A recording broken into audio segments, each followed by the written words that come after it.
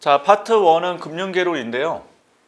자, 여기에 들어간 장이 4개 장 있습니다. 1장이 금융경제 일반, 2장이 금융회사와 금융상품, 3장이 저축과 금융투자에 대한 이해, 4장이 우체국금융 일반 하나 이렇게 되어 있고, 셋 중에 가장 출제 비중이 높은 장은 3장 파트에 해당이 되거든요.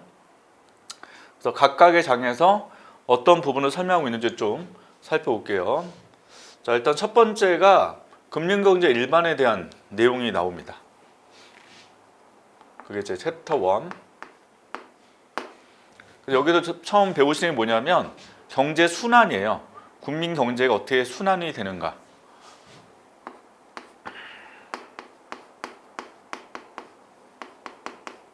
순환. 그럼 당연히 국민 경제가 뭔지가 나와야 되겠죠. 그래서 여기서 나오는 게 이제 경제 주체가 나오거든요.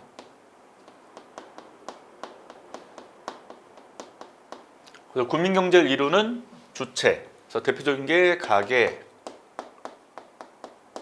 기업, 정부,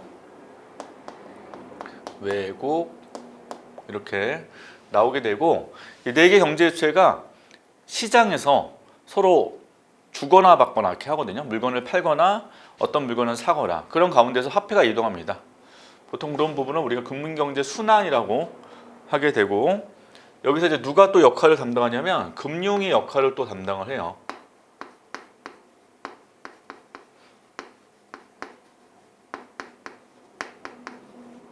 그래서 금융이란 개념은 자금의 수요와 자금의 융통을 말하는데, 금융시장의 역할을 또 간단하게 살펴보게 돼요. 그래서 금융시장 쪽 뒤에 다시 나오겠지만, 보통 이제 중개기관이라고 해서 보통 이제 금융시장 안에서 자금 수요자와 자금 공급자를 연결해 주는 게 보통 이제 금융기관 또는 금융회사라고 보통 말을 하게 되죠. 자, 그 다음에 두 번째 배우시는 게 뭐냐면 경제지표예요. 금융경제지표.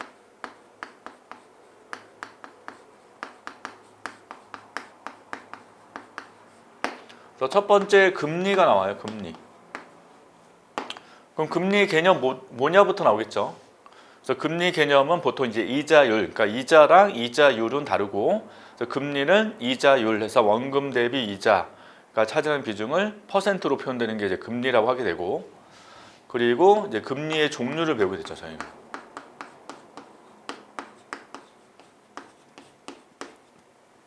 과거의 기출 문제들 보면 금리 종류가 많이 나왔었어요, 이쪽에서.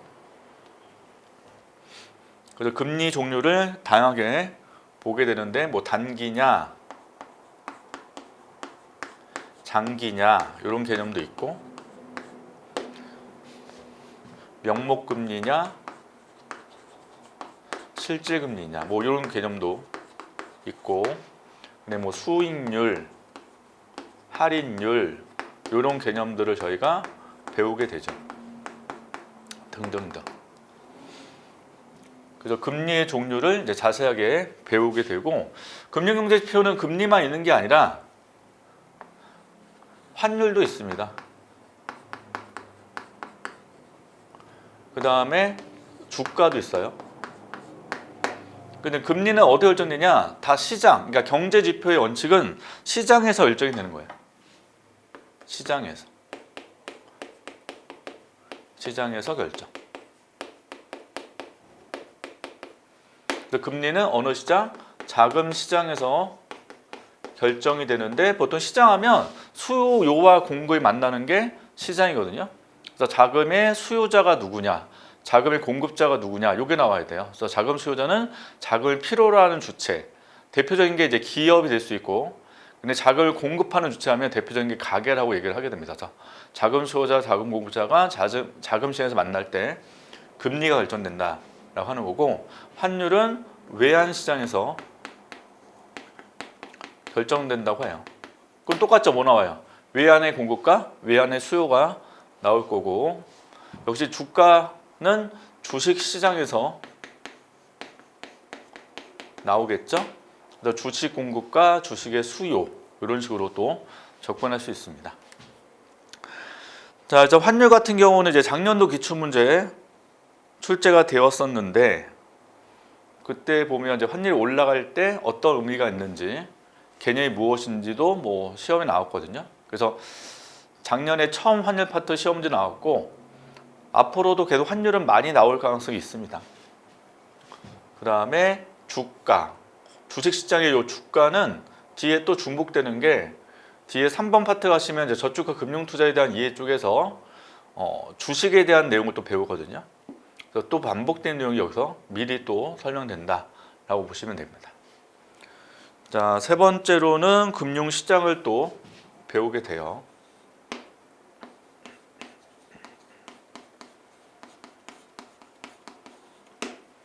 그럼 아까 이제 경제 주체 있었잖아요. 여기는 금융시장 관련된 주체가 등장을 하게 됩니다. 그래서 금융시장 관련된 주체에 나오면 이제 외국이 빠지고 금융기관이 추가되거든요. 여기서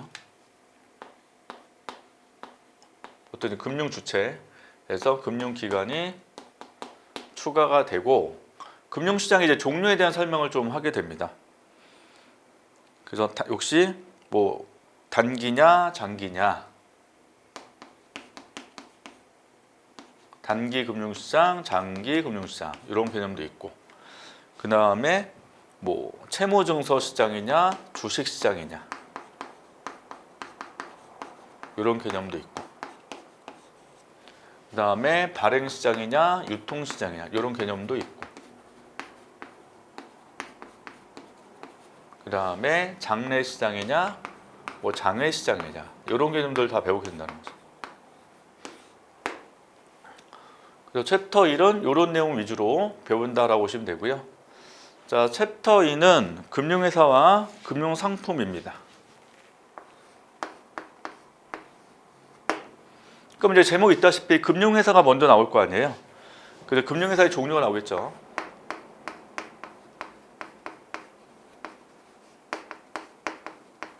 종류. 가장 기본이 우리가 접할 수 있는 게 시중은행인데, 시중은행이다 이렇게 딱 말하기보다는 큰 틀로 봤을 때 그냥 은행이라고 봤을 때 일반과 특수로 구분되는 게 가장 기본 베이스예요. 은행 안에 무슨 은행? 일반 은행이 있고 특수 은행이 있다. 그래서 일반 은행 아까 얘기했던 것처럼 우리가 시중에 이제 많이 볼 수 있는 게 그 시중 은행이 바로 일반 은행이라고 보시면 되거든요. 근데 특수 은행은 특별법에 의해서 만들어진 은행을 말합니다. 그리고 주변에 많이 볼 수 있는 게 IBK, 이제 기업은행이잖아요. 근데 이제 앞에 중소기업은행 이렇게 붙죠. 그래서 중소기업 대상으로 돈을 빌려주는 특수한 업무를 하는 은행을 우리는 특수은행이라고 하는 거고, 두 번째로는 이제 비은행, 예금 취급 기관이 또 있습니다. 그 은행과 반대겠죠. 은행이 아님에도 불구하고 예금을 취급하는 기관인데 대표적인 게 여러분 지금 입사하시고자 하는 우체국이 여기 들어간다는 거죠. 그래서 과거의 기출문제 보시면 요 은행 파트 1번에 은행에 들어가는 거, 특히 특수은행을 시험에 물어본 적이 있었고요. 그 다음에 보험회사도 있고, 대신 이제 저희는 보험을 따로 배우시니까 보험회사 따로 있고, 그 다음에 네 번째로는 뭐 금융투자회사 하면 대표적인 게 이제 증권사 이런 거 있고, 그 다음에 유관기관 하면 정부 관련된 기관이라고 보시면 됩니다. 그래서 대표적 저희 시험에 나올 수 있는 게 그래도 한국은행이에요. 그래서 한국은행이 어떠한 업무를 담당하고 있는지, 그래서 우리나라의 역할은 무엇인지, 그래서 물가 안정을 추구하는 은행이고, 이게 정부 은행이잖아요. 얘네가 이제 정책 금리를 또 결정하는 거죠. 그래서 그런 부분도 저희가 살펴보게 됩니다. 자, 그다음에 두 번째로는 이제 금융상품이에요.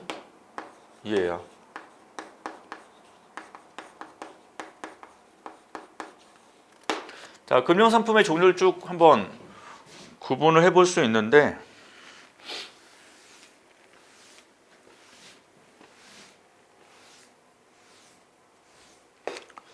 자, 크게는 저축 상품과 투자 상품으로 구분할 수 있어요. 크게 두 개로 구분하면 무슨 상품? 저축 상품. 그리고 투자 상품.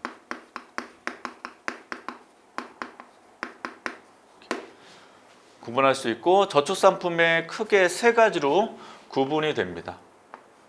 수시, 입출식.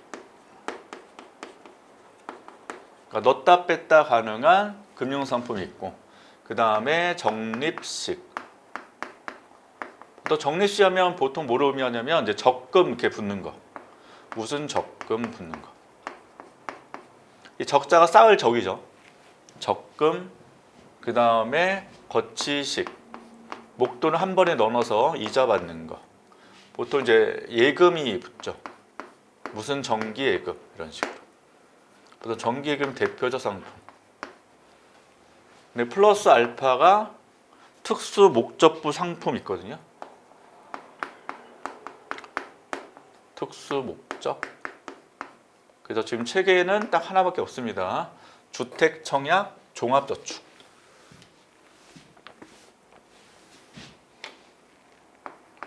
주택 청약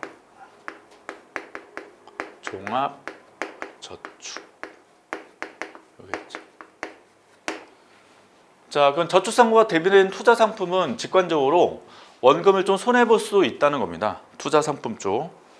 투자하면은 크게 두 개로 쪼개지는데, 하나는 펀드 상품, 또 하나는 장내 파생 상품.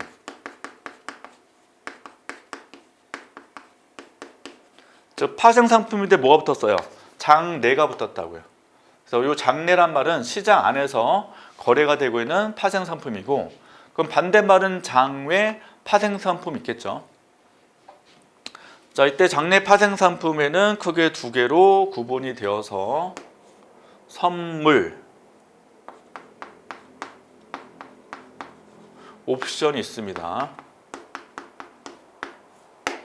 그래서 선물 상품 뭐냐면 미래에 계약을 할 거를 그 내용을 현재 계약을 하는 게 선물 상품입니다. 그래서 뭐 내년도 7월 달에 계약하기로 해서 올해 뭐 4월 달, 5월 달에 계약을 미리 하는 거예요. 그게 선물 계약이다. 그래서 7월 딱 다가오면 7월 오면 과거의 계약 조건 그대로 이행할 수밖에 없는 게 바로 선물 계약이 되고, 옵션은 선택, 권리거든, 권리. 저 옵션 권리를 매매하는 시장이 옵션 상품입니다. 선물과 대비되는 파생 상품은 선도거든요. 근데 선도는 장내 아니라 장외 파생 상품에 들어갑니다.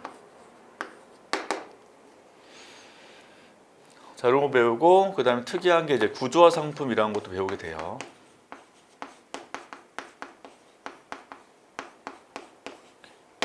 자, 이런 틀도 한번 기억해 두시면 좋겠다. 자, 3장은 저축과 금융투자에 대한 이해입니다.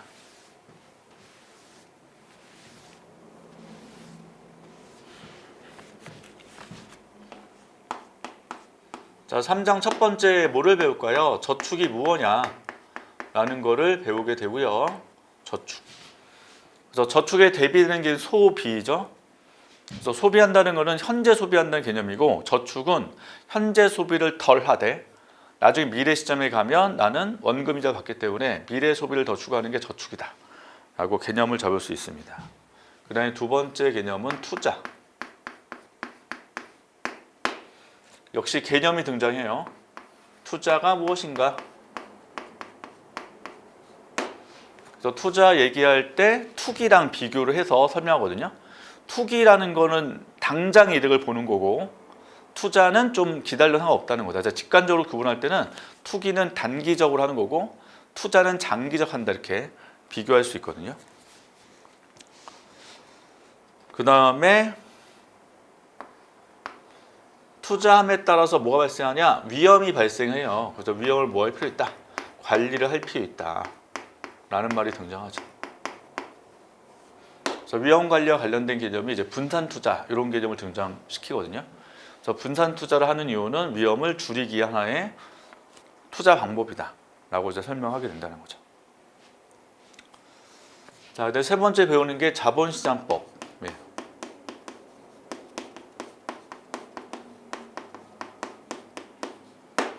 그래서 자본시장 관련 법인데 여기서 뭐를 설명했냐? 첫 번째로는 금융 투자자가 누구냐를 설명을 해줘요. 일반적인 금융 투자자도 있고 전문적인 금융 투자가 있습니다. 투자자가.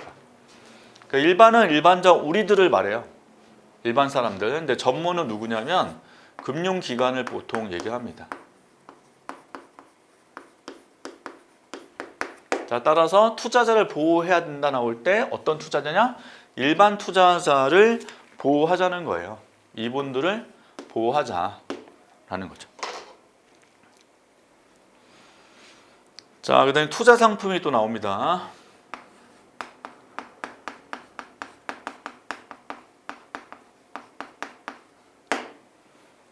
투자 상품 구분할 때 금융 투자 상품이냐, 비금융 투자 상품이냐, 또 나눠져요.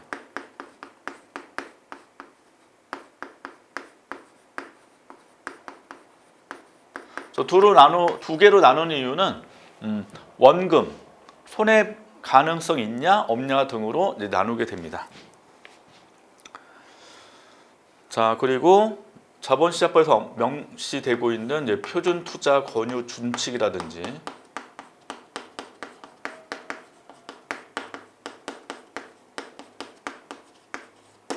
그리고 투자자 보호 제도라든지 이런 걸 배우게 됩니다.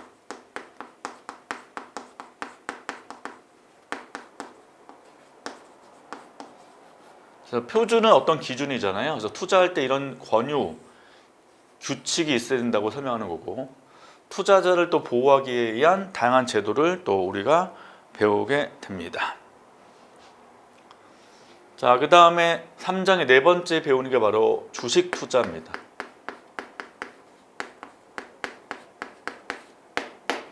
그럼 당연히 첫 번째로 나오는 게 이제 주식이 뭐냐, 주식의 개념 이런 거 배우시게 되겠죠. 보통 주식을 발행하는 기업이 있다면 그 주식을 사는 사람은 회사의 주인, 주주가 되고요. 그래서 주식을 발행하는 다양한 사례를 언급을 하게 돼요. 주식 발행에서 유상증자, 무상증자 이런 개념 있고, 최근에 신문 좀 보신 분들은 그 하나 에어로스페이스에서 유상증자 있죠, 유상증자. 주식을 신규 발행을 했거든요. 근데 주식을 신규 발행하자마자 주가가 떨어졌단 말이에요. 그래서 그 내용을 유상증자 요 파트에서 또 설명이 가능합니다. 그래서 왜 떨어지냐면 일단 주식 수가 늘어난단 말이에요. 그 늘어나면서 한 개당 주가가 내려갈 수밖에 없다는 거죠. 유상증자, 무상증자 이런 것도 있고, 그 다음에 주식 배당도 있고, 주식 분할과 주식 병합도 있다. 주식을 병합한다. 그래서 주식을 분할하는 거는 뭐 10만 원짜리 그 하나의 주식을 5만 원짜리 두 개로 쪼개는 게 주식 분할이고, 반대로 5만 원짜리 두 개를 하나 합치면 주식 병합이라고 개념을 잡을 수 있습니다. 자, 그다음에 주식의 또 종류를 배우게 돼요.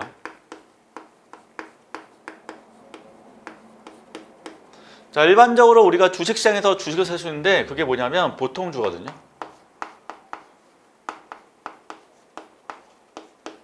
그래서 이런 주식 사면 뭔가 이득 위해 살 거 아니에요, 주식 투자자들은. 그럼 일단 배당을 받을 수도 있고요. 회사가 이윤 발생할 때 배당 받을 수 있고, 또 해당 주가가 올라감에 따라서 이득 볼 수 있는데 그런 부분을 우리가 자본이득이라고 하게 돼요. 그리고 뭐 주주총회 통해서 의결권을 행사할 수도 있죠. 자, 요거 또 대비되는 게 뭐냐? 우선주가 있습니다. 그래서 삼성전자 그 주식 보면 삼성전자 우라고 써 있거든요, 주식에. 전자 뭐 우 이런 식으로. 이건 이제 우선주예요. 그래서 우선주는 의결권 행사할 수 없대 배당을 먼저 받을 수 있는 게 우선주라고 보시면 되겠죠. 자, 그 다음에 시장이 있으면 반드시 유통시장이 있어야 돼요. 아까 주식을 뭐 했어요? 발행했죠? 그럼 이건 발행시장이죠.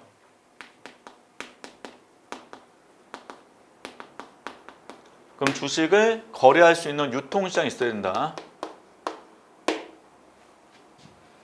그래서 유통시장도 장내 유통시장이 있고 장외 유통시장이 있어요.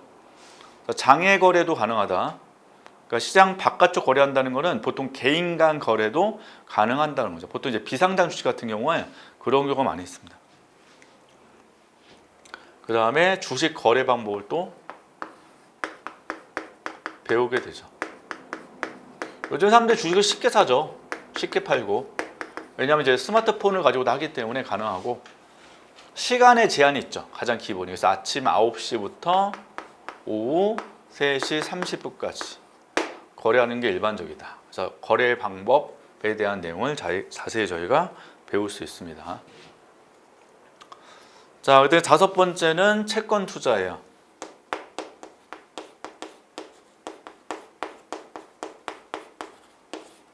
자, 그럼 마찬가지로 뭐가 나올까요? 주식과 동일하게 채권의 개념이 뭐냐가 나오겠죠.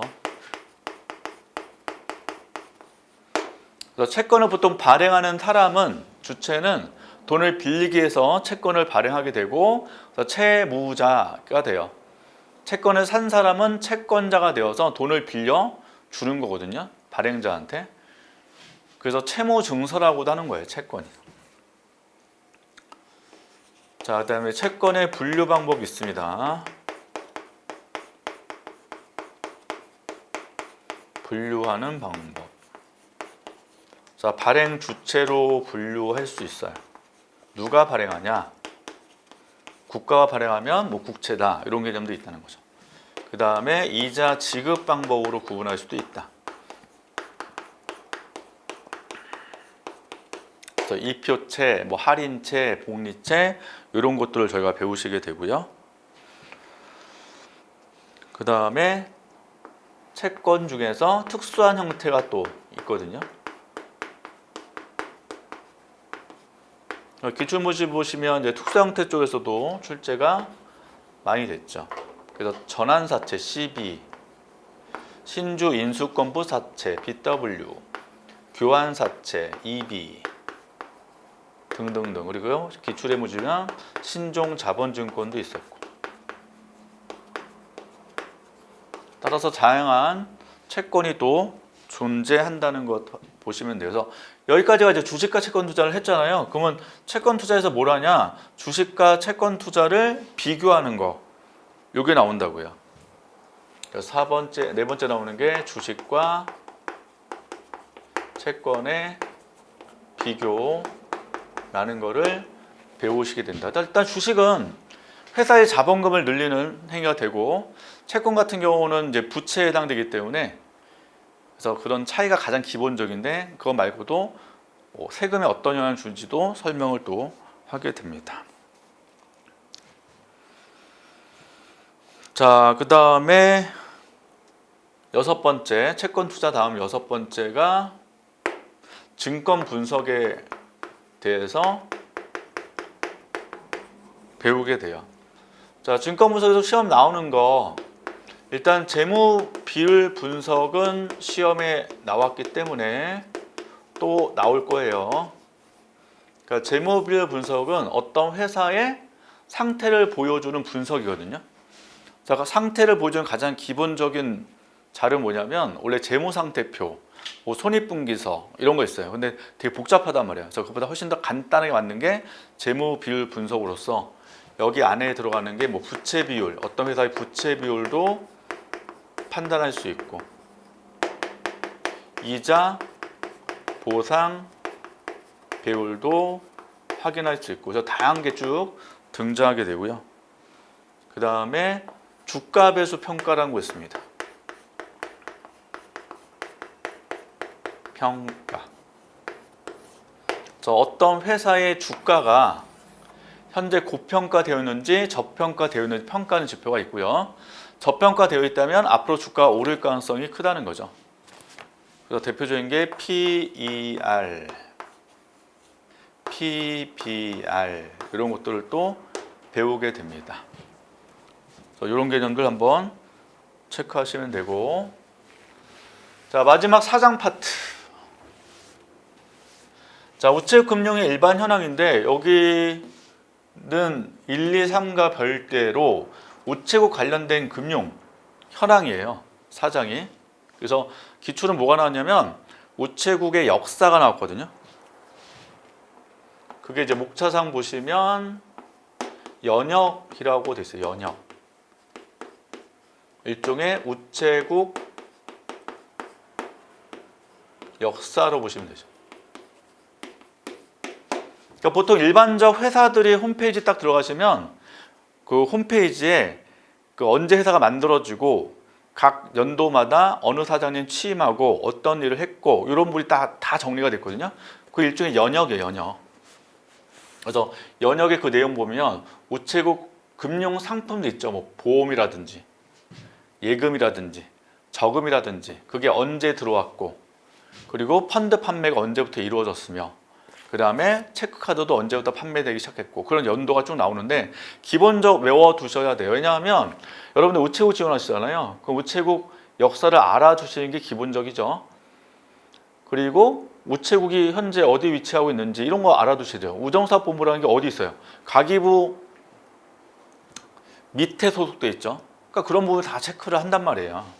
그래서 그게 역사에 대한 내용이 기출됐고요.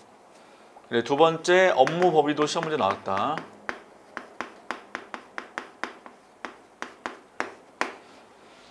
그래서 업무 범위니까 여기 이제 예금에 대한 범위, 보험에 대한 범위 이런 것도 돼 있고.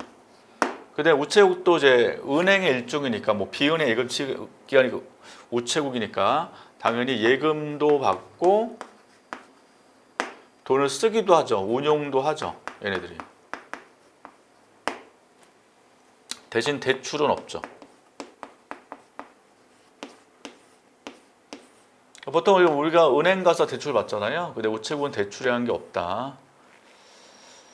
그래서 뭐 그런 내용들 쭉 배우시게 되는 거죠. 그 다음에 우체국의 역할이 뭐냐. 오늘도 신문기사 나오는데 지방 가시면 은행이 많이 없어지죠. 요즘 점포들이 없어지다 보니까 우체국에서 은행이 하는 업무를 대리하도록 한대요. 그러니까 지금 대리해야 안 해요. 우리 보시면 대리를 하죠. 그래서 뒤에 보시면 이제 창구망 공동 이용한다 이런 내용들이 쭉 등장하는데 우체국은 이미 하고 있는 상태였고 왜냐면 우체국은 지방에도 우편치국구 우체국이 많으니까 그래서 이제 이게 더 확대한다는 건 뭐냐면 우체국 같은 경우는 다른 은행의 대출을 해당 우체국에서 받아서 진행할 수 있다는 거거든요. 대신 실제 심사는 이제 그 해당 은행에 해당되겠지만 그래서 그런 이제 보편적 서비스들을 제공하는 역할을 하고 있다라는 거고. 근데 우체국 같은 경우가 공적 기관이기 때문에 여기서 벌어들인 수익 가지고 공공기관으로서 역할도 많이 하고 있다. 이런 것도 배우시게 되죠. 자, 네 번째 관련법도 나와요. 법률은 좀 외워두셔야 돼요. 이게. 그래서 우체국 관련된 기본법 있잖아요. 우체국 예금 보험에 관한 법률이 가장 기본법인데 이거 말고 실제 본문 보시면 다양한 법들이 다 등장한단 말이에요. 그래서 해당 파트는 어떤 법을 적용하는지 그런 부분들은 좀 알고 있으시는 게 바람직합니다. 그래서 관련법 나올 거고 나중에 이제 우편도 관련법이 따로 있고요. 그래서 예금, 보험, 우편 어떠한 법을 다 적용했는지를 한번 살펴보도록 하겠습니다. 그래서 파트 1 요 4개 장은 이런 식으로 우리가 정리한다 정도 기억을 해두시면 좋겠습니다.